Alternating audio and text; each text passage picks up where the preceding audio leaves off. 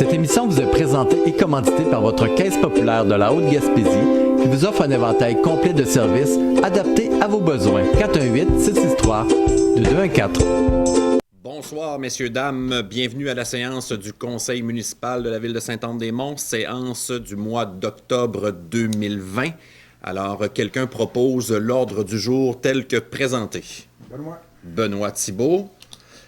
Adoption des procès-verbaux 3.1. Adoption du procès-verbal de la séance ordinaire du 8 septembre 2020. Quelqu'un propose? Charles.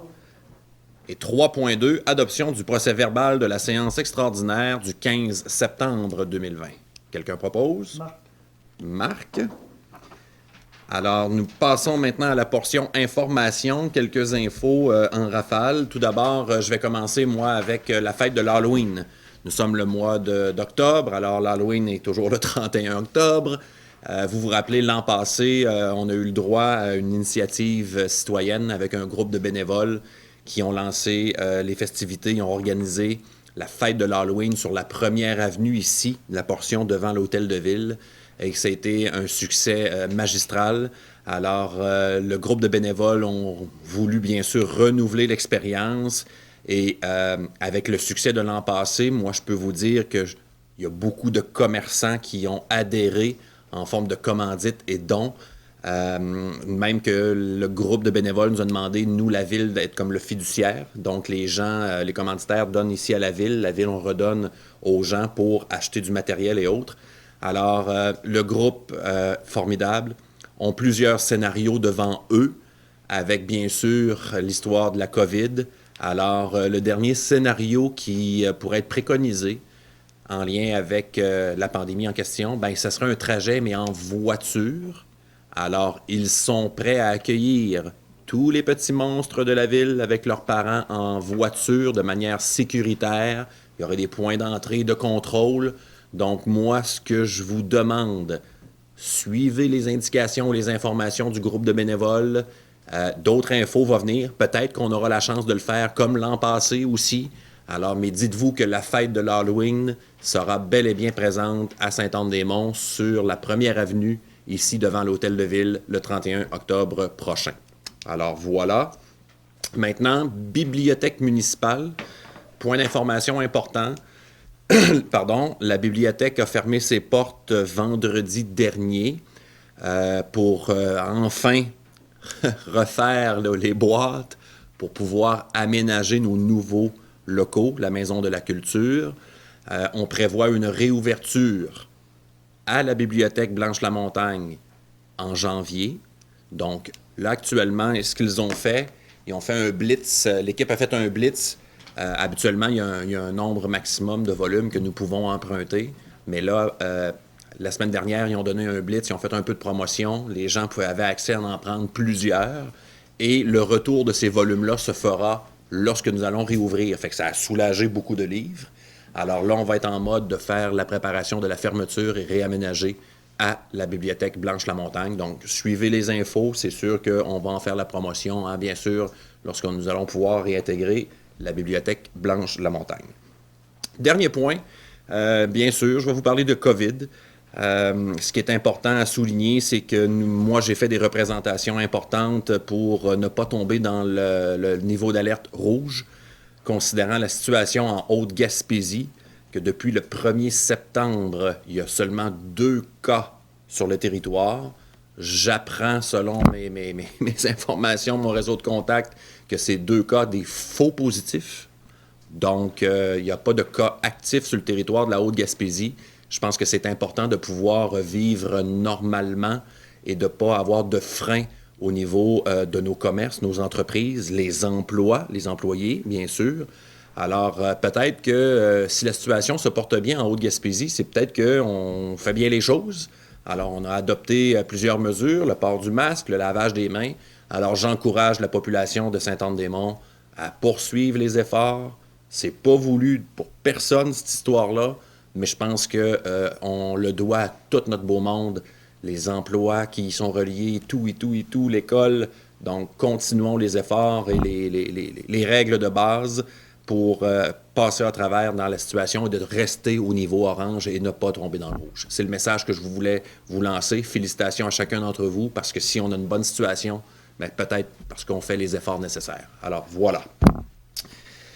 Nous arrivons maintenant au point administration, à 5.1, mandat à maître Jean-François Roy concernant l'infraction au 665 1er Avenue Ouest. Quelqu'un propose? Charles Soucy.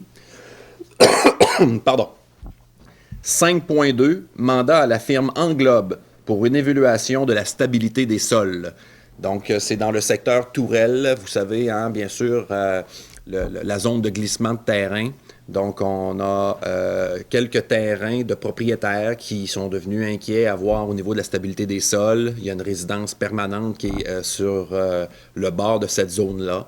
Donc, nous avons décidé de passer un mandat à la firme Englobe pour faire une évaluation de la stabilité des sols afin de sécuriser tous les gens ici et de conditionner aussi les émissions de permis à d'autres terrains qui sont autour de ça. Parce que nous, on se garde une petite gêne aussi parce qu'on ne veut pas nécessairement émettre un permis si on sait qu'il pourrait y avoir un danger. Donc, c'est une étude sur laquelle on va pouvoir s'appuyer pour les prochaines années lors d'émissions de permis, entre autres. Quelqu'un propose? Ariane. 5.3, mandat à Stantec, étude de faisabilité pour l'agrandissement et le réaménagement de la piscine municipale. Donc, vous vous rappelez, on a déjà parlé un peu. On est en train le conseil municipal, depuis quelques années, on est en train de refaire les infrastructures qui datent de 30, 40 et 50 ans. Donc, il y a eu l'Arena, Maison de la Culture, on va s'apprêter à faire l'aéroport, une infrastructure qui est ultra utilisée et qui est usée, c'est la piscine municipale. Même que les céramiques, à chaque été, quand on vide le bassin, ils doivent réparer beaucoup de céramiques. Beaucoup d'enfants se coupent sur des céramiques cassées et autres. Alors, tôt ou tard, on n'aura pas le choix. Il arrive des fois aussi quelques petits problèmes au niveau de nos équipements. Alors, lorsqu'il y a des programmes qui s'annoncent du gouvernement, autant du Québec que le gouvernement fédéral, si nous n'avons pas ce type d'études-là entre les mains, nous ne pourrons postuler dans ce programme-là. Donc, ce que nous faisons, on prend les devants, on se prépare, puis dès qu'il y aura un programme d'aide financière qui sera propice, cela à la hauteur des finances de la ville de Sainte-Anne-des-Monts, nous serons prêts à postuler dedans pour pouvoir faire un réaménagement, une amélioration et une mise à niveau de la piscine municipale. Alors, c'est un mandat à la firme d'ingénierie Stantec. Quelqu'un propose? Benoît Thibault. Par contre, je pourrais peut-être donner les montants. Il y a des montants à l'intérieur de ça. Benoît, avant d'aller avec la résolution, pour l'exécution de ce projet, la valeur de nos honoraires et des dépenses sera un montant forfaitaire de 9 800 $ excluant les taxes applicables. Donc, je voulais vous le mentionner en transparence, c'est un mandat qui coûte 9 800 $ pour les plans et devis. Quelqu'un propose? Reprise, Benoît. Benoît Thibault, merci. 5.4, mandat à Proulx-Savard, architecte, étude de faisabilité pour l'agrandissement et le réaménagement de la piscine. Donc, même chose, mais au lieu que ce soit les ingénieurs, c'est la firme d'architectes. Je veux juste m'assurer du montant.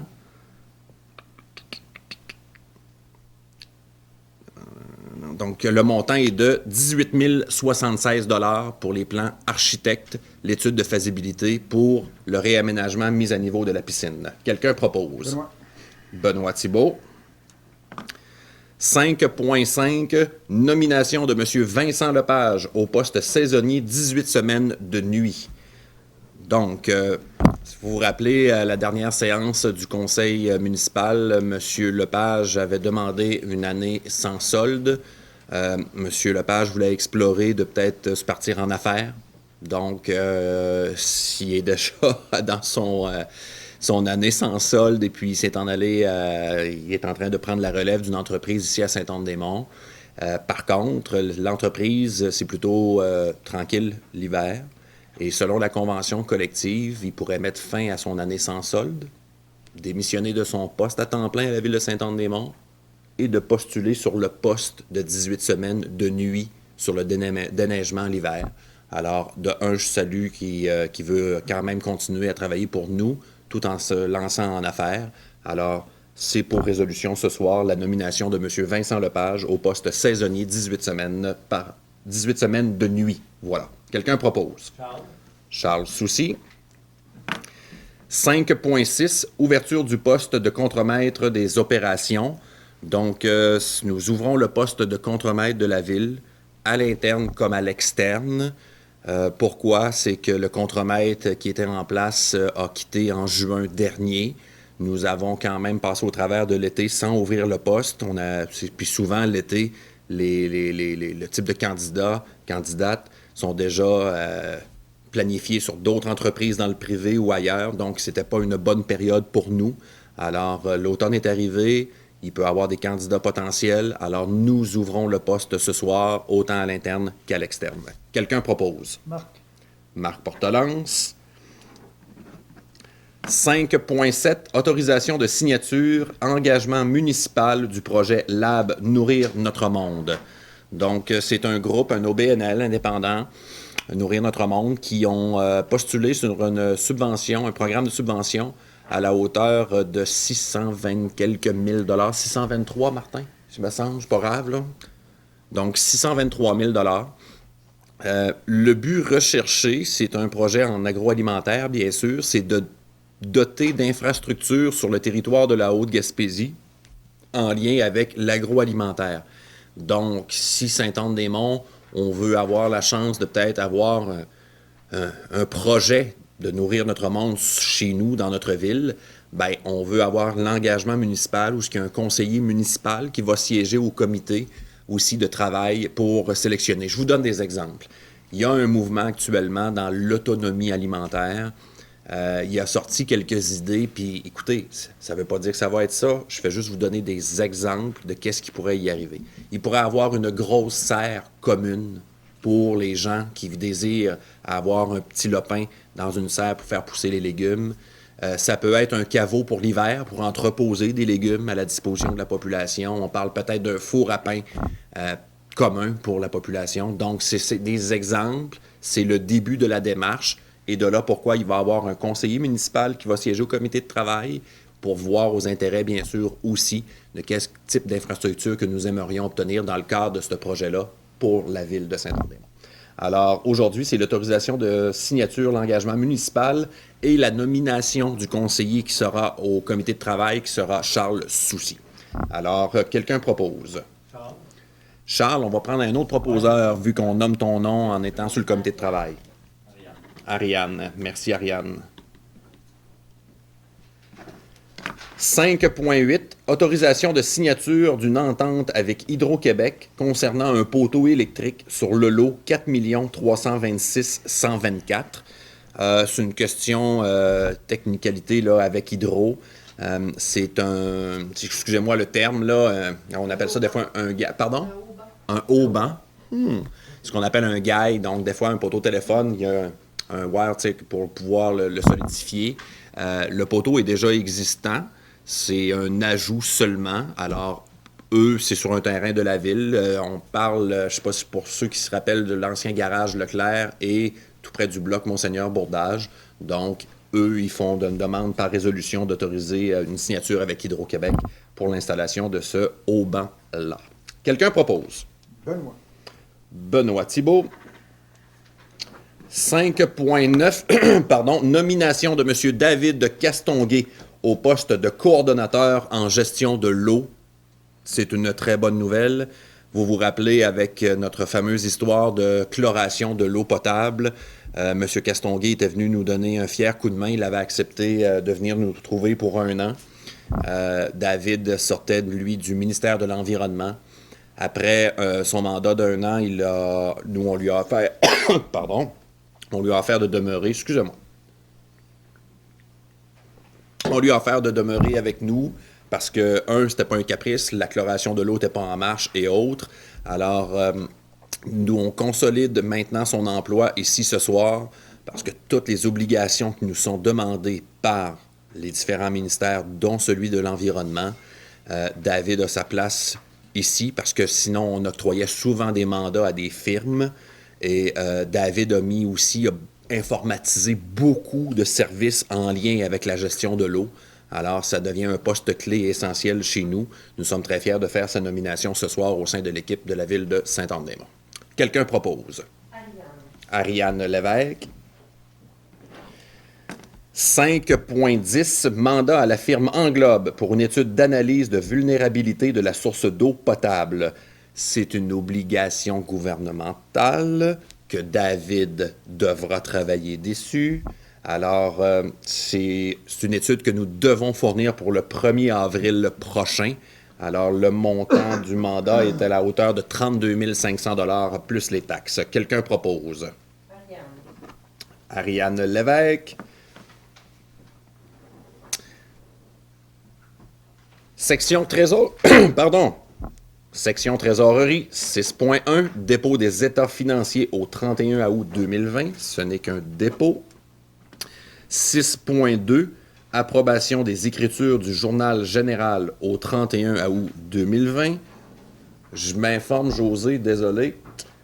Ça, c'est une norme qui a été ajoutée au fil des dernières années, l'approbation des écritures du journal général. C'est quoi ça mange en hiver? C'est les écritures manuelles qui sont faites pour apporter des corrections aux grands livres. Donc c'est pour juste rajouter un contrôle pour s'assurer d'une certaine régularité constante au niveau des écritures. Parfait. Donc, quelqu'un propose l'approbation des écritures du journal général. Charles Soucy. C'est parce qu'on le fait vite, c'est pour ça que je voulais juste avoir un petit de la trésorière. Merci. 6.3, approbation des comptes payés et à payer au 30 septembre 2020. Les comptes payés, chèque numéro 32 408 au chèque numéro 32 468, un montant de 482 421 $ et 40 sous. Les comptes à payer au 30 septembre, chèque numéro 32 469 au numéro de chèque 32 589, un montant de 297 962 $ et 75 sous, pour un total de comptes payés et à payer au 30 septembre 2020, 780 384 $ et 15 sous. Quelqu'un propose? Marc Portelance. 6.4, mandat à la greffière, vente pour taxes 2020. Donc, j'explique quand même brièvement qu'est-ce que ça consiste. Lorsque les gens sont en défaut de paiement de leurs taxes et qui approchent leur 3e année, qui n'ont pas payé les taxes municipales, les montants, les délais peuvent devenir prescrits, ce qui fait en sorte que la ville pourrait perdre ces argents-là. Donc, la procédure, ça existe dans toutes les municipalités du Québec. La procédure est d'entamer ce que nous appelons la vente pour taxes. Alors, ce soir, nous donnons le mandat à notre greffière, Sylvie, d'entamer le processus parce qu'il faut rejoindre les gens et ainsi de suite. Alors, on en a pour quelques mois, mais on doit, nous, à un moment donné, donner ce type de mandat-là ce soir. J'aimerais apporter une précision. Ça fait quand même, moi, 11 ans que je fais un peu de politique municipale. Et puis, quand on arrive à des ventes pour taxes, moi, j'ai déjà vu ici des montants qu'on allait à 300 à 400 000 $ qui manquaient dans nos coffres qu'il fallait aller chercher. Si on fait le total maintenant, si je ne me trompe pas, ben la vente pour taxes, on a pour peut-être, quoi, Sylvie, c'est 50 000? C'est 50 716 $. Donc, ça va beaucoup mieux depuis... c'est ça, Sylvie? Ça, c'est pour 2019, mais 2018... OK, 55. 700, mais c'est Donc, 55 000, mais on a déjà vu du 3, 4, 500 000. Alors, c'est une bonne nouvelle en soi. Mais nous devons quand même donner le mandat à la greffière de pouvoir commencer le processus de vente pour taxes. Quelqu'un propose? Charles Soucy. 6.5, mandat à la trésorière, vente pour taxes 2020. Donc, je ne me répéterai pas, mais il y a une portion aussi qui concerne la trésorière pour entamer le processus. Je peux peut-être l'expliquer. Oui, vas-y. La ville, on n'a pas le droit d'acquérir, on n'a pas le droit de surenchérir pour se porter acquéreur d'un immeuble. Quand je mets un immeuble dans une vente pour taxes, s'il y a quelqu'un qui offre un montant dans la salle, la ville ne peut pas surenchérir. Mais s'il y a personne qui désire s'en porter propriétaire, la ville peut devenir propriétaire. Je dis bien peut, c'est pas automatique. Et à ce moment-là, ben, c'est la trésorière qui aura le mandat de faire une soumission. Mais c'est parce qu'il y a beaucoup de gens qui pensent qu'aussitôt que c'est dans une vente pour taxes que ça tombe automatiquement propriété de la ville. C'est pas le cas, c'est pas une façon de se débarrasser de ces immeubles. Benoît Thibault. Portion urbanisme en 7.1. Dépôt du procès-verbal de la réunion du comité consultatif d'urbanisme tenue le 16 septembre dernier. Ce n'est qu'un dépôt. 7.2. Demande de dérogation mineure au 131 Perron-Est. Sylvie.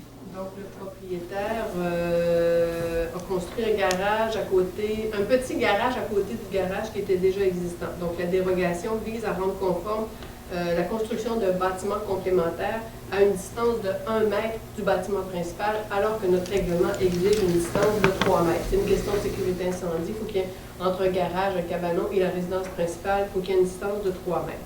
En deuxième dérogation, c'est que le bâtiment, la construction du bâtiment complémentaire résulte de la fusion de 2 containers et sur lesquels ils ont servi de structure, de mur pour la construction du petit cabanon, alors que notre règlement prévoit que les containers sont prohibés. Donc, on autorise l'usage de ces 2 containers-là, sauf que le propriétaire s'est engagé à faire un recouvrement extérieur d'ici 1 an, de façon à ce que le bâtiment n'ait l'air qu'on ne voit plus les containers, puis il va mettre le même recouvrement que la partie haute de la structure. Donc, on ne verra plus que c'est des containers. Quelqu'un propose? Charles. Charles Soucy. 7.3. Demande de dérogation mineure. Route Soucy. J'ai pas le numéro, excusez-moi. Il n'y a pas, en fait, c'est des terrains vacants. Ah, OK. Les propriétaires de ces terrains-là, qui sont les lots, c'est assez haut dans la route Soucy. C'est situé sur actuellement, c'est le lot 5 406 898 du cadastre. Là. C'est un lot, mais ils veulent diviser ce lot-là en 2. Sauf que les lots, il y en a un qui n'aurait pas le frontage nécessaire, conforme à notre règlement de zonage. Un frontage, c'est qu'il faut qu'un terrain, si vous n'avez pas l'aqueduc et l'égout, il faut qu'il y ait un frontage de 50 mètres sur une rue publique. À cause de la configuration du terrain, c'est impossible d'avoir un frontage parce qu'il y a une vallée, etc. Donc, il y aurait un terrain qui serait subdivisé, qui aurait 50 mètres, mais il y a un deuxième terrain qui, lui, aurait un frontage de 18,16 mètres sur la rue publique. Un petit chemin d'accès, on va dire, mais à l'arrière, il y aurait une superficie assez grande pour faire ces aménagements, fosse septique, installation sanitaire et puits d'eau potable, etc. Ça a été accepté, j'ai oublié de le dire, mais tout à l'heure aussi, la demande avait été acceptée par le CCU et recommandait son acceptation au Conseil. Et ça a aussi été publié sur le site web de la Ville en date du 18 septembre. Quelqu'un propose? Charles. Charles Soucy. 7.4. Demande de dérogation mineure au 17 13e rue Ouest. Le propriétaire a un cabanon sur son terrain, sauf que son terrain est situé entre 2 rues. Et les terrains situés entre 2 rues sont considérés comme ayant 2 marges avant. Vous n'avez pas le droit de faire un cabanon dans une marge avant. Et quand vous en avez 2, ça devient compliqué. La maison, bien, vous savez, c'est où la 13e. Le cabanon est déjà là et tout le monde dans la rue a un cabanon, mais le propriétaire veut le défaire sans faire un neuf. Il vient demander un permis, marge avant. Donc, c'est pour autoriser la construction d'un bâtiment accessoire dans la marge avant. Et on doit demander ce que le bâtiment soit à 1 mètre de la limite de terrain afin de faciliter les opérations de déneigement de la ville, parce qu'on demande que les clôtures soient à 1 mètre de la limite de rue. Fait que s'il y a un bâtiment accessoire, on demande qu'il soit lui aussi à 1 mètre. Il y a une autre résolution qui a la même problématique, là, que c'est un terrain qui se retrouve entre 2 rues qu'on va voir un peu plus loin. Quelqu'un propose? Benoît Thibault. 7.5. Demande de dérogation mineure au 28e rue Ouest. Donc, c'est l'entrepôt d'Autobus des Monts qui vient d'être vendu. Lorsqu'ils ont fait le certificat d'implantation, ils se sont rendus compte que l'implantation du bâtiment en marge avant est de 7,55 mètres au lieu des 9 mètres qui sont demandés au règlement de zonage. Donc, le comité consultatif recommande l'acceptation par le Conseil de cette demande de modification. Quelqu'un Demande de propose? dérogation, pardon. Quelqu'un propose? Marc. Marc Portelance. 7.6. Demande de dérogation mineure au 44 rue Bois-Joli. Encore une fois, c'est l'exemple que je vous disais tout à l'heure, qu'on retrouvait 2 fois, c'est que c'est une remise qui est implantée dans la cour avant parce que La maison a 2 cours avant, est située entre 2 rues. Donc, c'est pour autoriser qu'une remise soit implantée à 1,4 m de la limite du terrain qui donne sur la rue Bois-Joli au lieu des 7,5 qui seraient prévus dans notre règlement de zonage. Quelqu'un propose? Benoît Thibault. 7.7. Demande de dérogation mineure au 281 1er Avenue Ouest. Encore une fois, une remise dans la marge avant, dans la cour avant, dans ce cas-ci, donc pour autoriser cette implantation-là. Sauf que dans ce cas-ci, c'est un peu différent des autres, c'est que c'est une maison qui a été construite il y a longtemps et même son adresse donne sur la 1er avenue, alors que dans les faits, je me rappelle pas c'est quelle rue qui est à côté, mais il y a une maison qui s'est construite en avant qui donne sur la 1er avenue. Donc, elle se retrouve comme dans la cour arrière d'une maison, mais à l'époque, probablement que le garage était construit correctement, sauf qu'en ayant une propriété construite en avant, ben, sa cour avant se donne sur la rue qui est à côté. Simard. La rue Simard, merci. Donc, son bâtiment accessoire est dans la cour avant, ce qui est interdit. Et depuis, la remise est implantée à un petit peu, il y avait une autre affaire, à 1,7 m, 1,07 m du bâtiment principal, plutôt qu'à une distance de 3 mètres, comme le prévoit notre règlement de zonage. Donc, il y a 2 dérogations qui doivent être accordées dans ce cas-ci. Quelqu'un propose? Ariane. Ariane. Lévesque. 7.8. Demande de dérogation mineure au 354 rue Beau-Séjour. Donc, c'est le propriétaire, probablement lorsqu'il a agrandi sa résidence, il est venu demander un permis, l'implantation a été faite correctement, mais c'est une différence au lieu de la marge latérale, au lieu d'être de 3,6 m, est de 3,34 m. Donc, il empiète de 22. C'est ça, millimètres, entre 2 cm et quelques sur la marge. Mais ça prend quand même une dérogation mineure pour pouvoir vendre son terrain. Probablement qu'en installant son clabard ou quelque chose comme ça. Ça épaissit. Oui, c'est ça. Mais c'est vraiment minime dans ce cas-là. Puis il n'y a aucun préjudice pour le voisinage, évidemment. Donc le CCU a aussi recommandé l'acceptation par le Conseil. Quelqu'un propose? Marc. Marc Portelance. 7.9. Demande d'appui auprès de la Commission de la protection des terres agricoles du Québec. Alignation du lot 4 882 754. Quand c'est un terrain qui est zoné agricole par la CPTAQ, les propriétaires ne peuvent pas en vendre une partie. Il faut qu'ils le vendent au complet. Dans ce cas-ci, c'est que c'est des lots qui sont situés à l'extrême ouest de la ville, approximativement au 2e rang. Il y a quelqu'un qui a acheté un lot, sauf que le chemin public passe sur le lot qui est juste en dessous du sien. Donc, ce qui fait en sorte que la fin, je vais faire un... Je vais vous le dessiner, je pense que ça va être plus simple. Là. Je sais, mais je le fais juste une fois. Donc, le propriétaire, quelqu'un qui a acheté ce lot-là ici, mais il n'y a pas d'accès sur un chemin public. Le propriétaire du lot ici en a un, mais de l'autre côté, c'est aussi à lui. Donc, c'est ce petit triangle-là qui va vendre au propriétaire en haut pour qu'il y ait un accès sur un chemin public. Et pour faire ça, comme c'est zone agricole, il faut qu'il fasse une demande à la CPTAQ. La Ville doit recommander, appuyer la demande d'aliénation d'une parcelle de terrain qui se trouve en territoire agricole. C'est ce que va faire le Conseil ce soir. Alors, quelqu'un propose? Charles. Charles Soucy. Merci, Charles. Avant d'aller au règlement, j'aimerais ça revenir, moi, sur un point. Je m'en excuse, le point 5.10. Nous avons donné un mandat à la firme Englobe pour une étude d'analyse de vulnérabilité de l'eau, de la source d'eau, pardon. Je voudrais mentionner que c'est plutôt rare que nous passons des mandats de gré à gré en haut de 25 000 $. La loi 122, qui reconnaît maintenant les municipalités comme gouvernement de proximité, autorise maintenant que nous pouvons aller jusqu'à 100 000 $ de faire du gré à gré. Mais sachez que, en guise de transparence, puis aussi de bonne gestion des argents, on demande quand même des soumissions à des gens. Et dans ce cas-ci, il y a 3 entreprises qui ont été sollicitées. une seule a fourni un prix à la Ville de Sainte-Anne-des-Monts. Donc, on a fait du gré à gré avec l'entreprise en question pour le mandat de 32 000. Mais je voulais quand même, c'est plutôt rare que nous faisons ça, puis je voulais quand même vous le mentionner. C'est nouveau de peut-être nous seulement, la loi 122, je ne me trompe pas, ça fait 2 ans environ.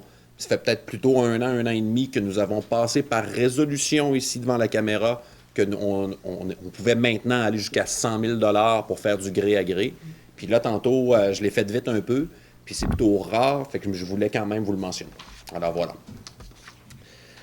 Merci pour la petite pause et le retour, ce qui nous amène au règlement 8.1, adoption du règlement relatif à l'obligation d'installer des protections contre les dégâts d'eau. Donc, ce qu'on appelle les fameux clapets. Je vais laisser Sylvie l'expliquer, mais les clapets de retenue pour les égouts, c'est un règlement qui datait de 1979 à la Ville de Sainte-Anne-des-Monts. Alors, on a revisité notre règlement pour être mieux protégé, mais je vais laisser Sylvie quand même l'expliquer plus en détail. Donc, comme vient de le dire M. le maire, notre règlement, qui étaient les règlements, c'est 93 et 98, remontait dans les années à peu près 79, je pense que c'était à peu près ça. Depuis quelques années, on avait des communications avec notre compagnie d'assurance à l'effet qu'il fallait remettre notre règlement à jour si on voulait continuer d'avoir les protections qui sont prévues par la loi. La loi sur les cités et villes permet aux villes de s'exonérer de la responsabilité d'un refoulement d'égouts si elle a adopté un règlement qui oblige les propriétaires à installer des clapets, anti-retour. Il y a différents noms, des soupapes contre des clapets anti-retour. Donc, notre compagnie d'assurance, la MMQ, avec la FQM, et je pense que l'UMQ était là-dedans aussi, ont préparé un règlement et ont fortement recommandé aux municipalités qui étaient assurées par eux autres de procéder à son adoption, ce que la Ville a fait. C'est clair que ce règlement-là remplace les autres règlements, mais on avait déjà des règlements qui obligeaient les propriétaires d'une résidence à installer des clapets, même pour les résidences qui étaient existantes. On ne fera pas le tour des maisons pour voir s'il y a des clapets et s'ils sont entretenus. Ce règlement-là va surtout servir à la Ville à se protéger. S'il y a des refoulements d'égouts, on pourra invoquer, c'est ça, merci Martin, c'est le terme que je cherchais, invoquer notre clause de non-responsabilité. C'est pas tant la Ville que notre compagnie d'assurance qui va invoquer cette clause-là. Ce règlement-là prévoit que les dispositifs devront être conformes au Code de plomberie. Le Code de plomberie a beaucoup évolué depuis 1970. Donc, ce qu'on précise là-dedans, c'est qu'au Code de plomberie, mais en vigueur au moment où la maison est construite. Puis je le répète, il n'y aura pas de tournée des inspecteurs qui vont pour aller vérifier dans les maisons. Il n'y aura pas d'amende qui va être imposée. C'est simplement pour que la Ville puisse invoquer sa clause de non-responsabilité. Ce qui nous est fort, puis de répète, notre compagnie d'assurance nous a demandé de mettre à jour notre règlement si on voulait continuer à être assuré. C'est ça. Alors, quelqu'un propose? Ariane Lévesque. Nous allons faire le 8.2 et le 8.3 ensemble parce qu'il y a l'avis de motion et l'adoption du premier projet de règlement numéro 20-903 modifiant le règlement de zonage 04-620. Sylvie.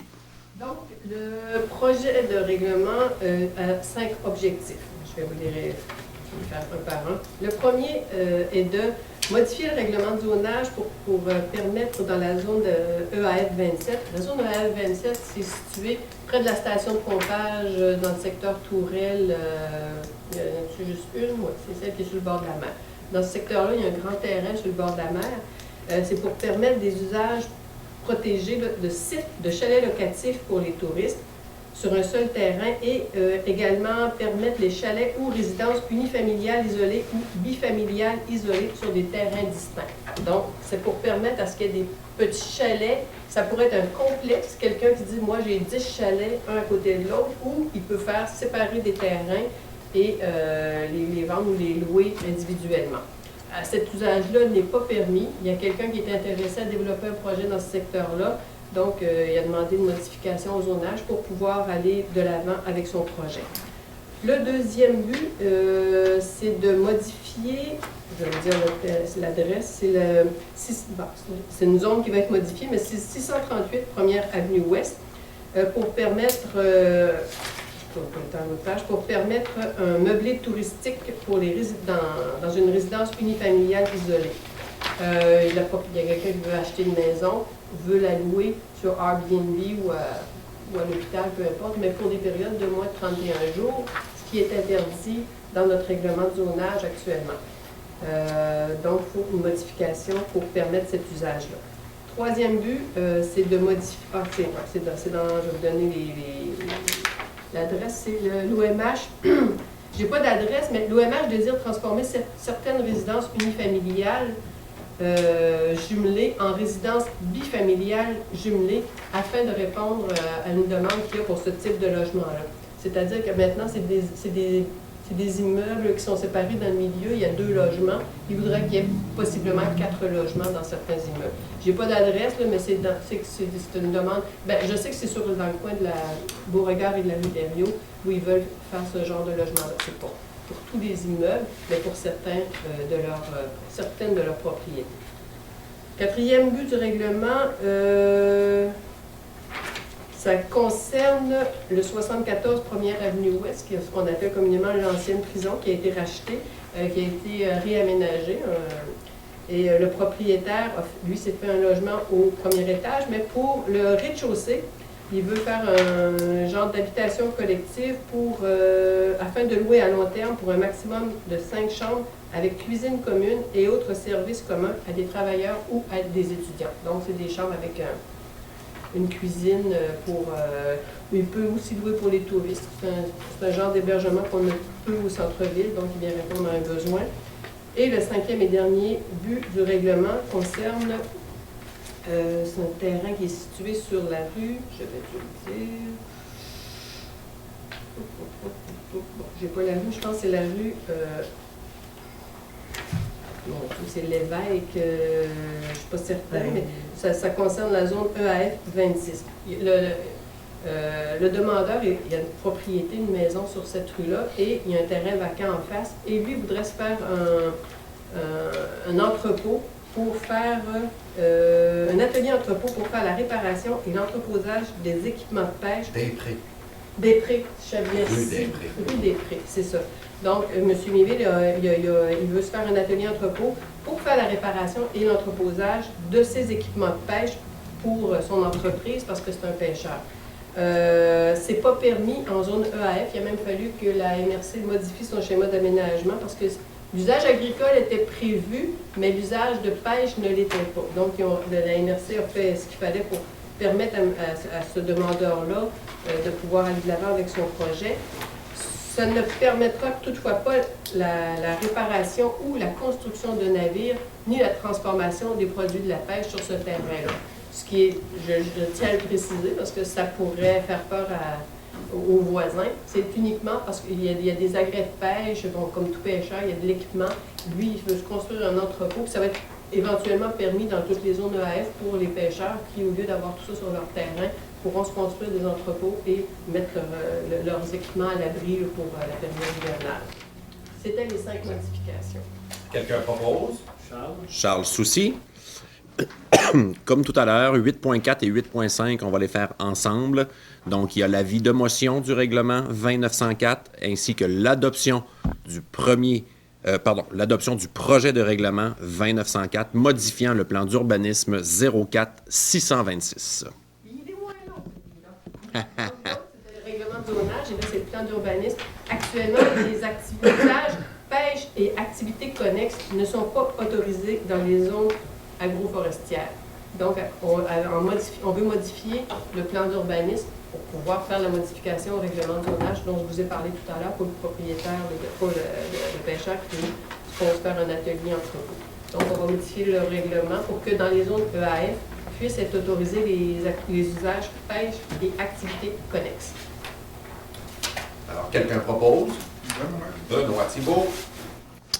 Travaux publics maintenant en 9.1. Octroi d'un contrat de gré à gré aux entreprises Mont Sterling Le montant est de 32 400 $ plus les taxes. C'est pour l'asphaltage de la 2e rue Ouest.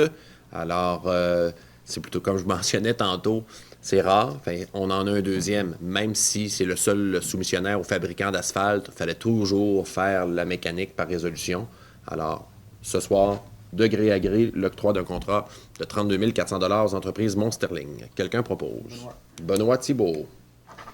Loisirs 10.1, mise à niveau de la Maison de la Culture, paiement 4.1.11 à LFG Construction. Donc, le montant est de 667 495 $ et 91 sous, taxes incluses. Vous vous rappelez, lorsque nous entérinons par résolution des montants de factures semblables, c'est que notre chargé de projet avec les professionnels entérine que les travaux pour lesquels l'entrepreneur nous demande, ils approuvent que c'est vrai, ça a été fait et on peut faire le paiement. Donc, ce soir, c'est pour résolution. Quelqu'un propose? Marc Portelance. 10.2, mise à niveau de la Maison de la Culture, paiement 2.4.12 à Mario Briand Inc. Le montant de la facture est de 5 720 $, taxes incluses. Quelqu'un propose? Marc Portelance. Et 10.3, autorisation de signature et participation à l'entente triennale de développement culturel dans le cadre du programme d'aide aux initiatives de partenariat avec le ministère de la Culture et des Communications du Québec. Donc, c'est une entente triennale, ça le dit, bien sûr. On demande à ce que la Ville de Saint-Anne-des-Monts mette 18 000 $ par année sur 3 ans pour lever jusqu'à 60 % par le ministère des Culture et des Communications. Donc, ça ferait un plan triennal au niveau de la culture qui pourrait aller jusqu'à 135 000 $. L'entente triennale a pris fin, alors il faut la renouveler tout simplement. Quelqu'un propose? Charles Soucy. Alors, voilà, tous les points de l'ordre du jour étant épuisés, messieurs, dames, ceci met fin à la séance du Conseil du mois d'octobre et on se voit le mois suivant. Bonne soirée tout le monde.